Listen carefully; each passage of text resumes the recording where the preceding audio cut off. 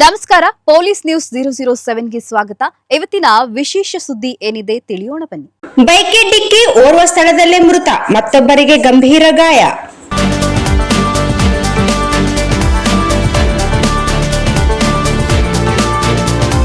ಮಾನ್ವಿ ತಾಲೂಕಿನ ಕಪಗಲ್ ಗ್ರಾಮದ ಹೊರವಲಯದಲ್ಲಿನ ಗೌಸ್ಬೀರ್ ದರ್ಗಾ ಮುಂಭಾಗದ ಪೆಟ್ರೋಲ್ ಬಂಕ್ ಬಳಿ ಭಾನುವಾರ ಸಂಜೆ ಬೈಕ್ಗೆ ಸಾರಿಗೆ ಬಸ್ ಡಿಕ್ಕಿ ಹೊಡೆದ ಪರಿಣಾಮ ಬೈಕ್ ಸವಾರನೊಬ್ಬ ಸ್ಥಳದಲ್ಲೇ ಮೃತಪಟ್ಟಿದ್ದು, ಮತ್ತೋರ್ವ ಗಂಭೀರವಾಗಿ ಗಾಯಗೊಂಡಿದ್ದಾನೆ.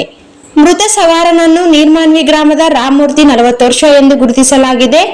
ಗಾಯಗೊಂಡವರನ್ನು ಬಂದೇ ನವಾಜ್ 35 ವರ್ಷ ಎಂದು ತಿಳಿದು ಬಂದಿದೆ.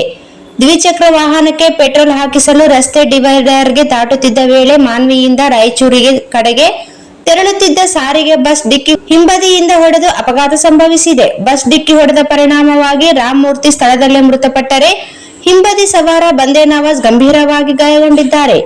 ಗಾಯಾಳುಗಳನ್ನು ತಕ್ಷಣ ಮಾನ್ವಿಯ ಖಾಸಗಿ ಆಸ್ಪತ್ರೆಗೆ ದಾಖಲಿಸಿ ಚಿಕಿತ್ಸೆ ನೀಡಲಾಗುತ್ತಿದೆ. ಘಟನೆಯ ಸುದ್ದಿ ತಿಳಿಯುತ್ತಿದ್ದಂತೆ ಮೃತ ವ್ಯಕ್ತಿಯ ಕುಟುಂಬಸ್ಥರ ಆಕ್ರಂದನ ಮುಗಿಲು ಮುಟ್ಟಿತು. ಸುದ್ದಿ ತಿಳಿದ ಕೂಡಲೇ ಮಾನ್ವಿ ಪೊಲೀಸರು ಸ್ಥಳಕ್ಕೆ ಭೇಟಿ ನೀಡಿ ಪರಿಶೀಲಿಸಿ ಪ್ರಕರಣ ದಾಖಲಿಸಿಕೊಂಡು ತನಿಖೆ ಮುಂದುವರೆಸಿದ್ದಾರೆ.